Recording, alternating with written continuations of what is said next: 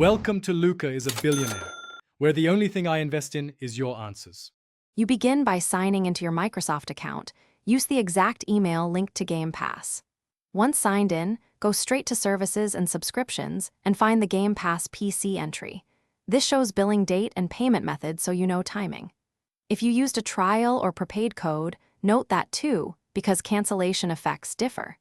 Now that you've located the subscription, make sure to keep this tab open and prepare to confirm identity. Some accounts will prompt for security verification.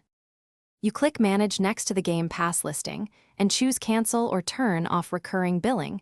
Pick the option that matches your situation. When prompted, read the effects, whether access ends immediately or at the next charge, and whether any prorated refund applies. Confirm the cancellation and accept any final prompts. You may need to re-enter your password or complete two-factor verification.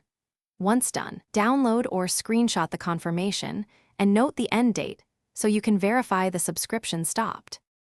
Finish by verifying the subscription status changed in Services and Subscriptions and by checking your email for the confirmation message. That proves cancellation.